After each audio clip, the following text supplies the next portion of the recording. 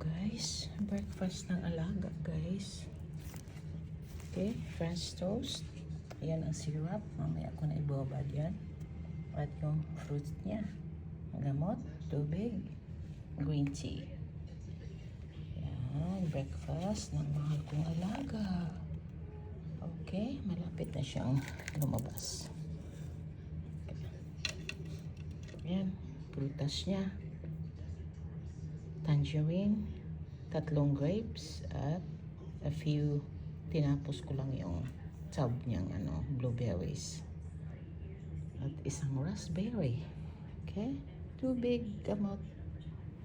Oh, black tea pala ito. Not green tea. Mamaya ang green tea. Okay? Yan. Sarap, diba?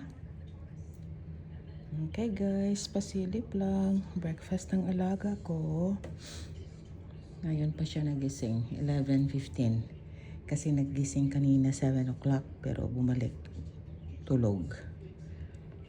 Nag-CR lang. Tapos yan, 7, 8, 9. Grabe, haba. Diba? Ganyan siya. Ma-beauty sleep palagi dahil sa mga gamot niya at sa weakness ng utak niya. Anyway guys, yan. Pasilip ang sanyo.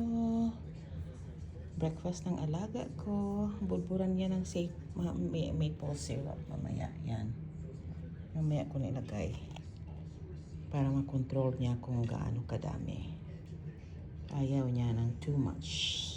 Everything has to be in moderation sa kanya. Okay guys, pasilip lang. Sabado ngayon. Amping, ingat.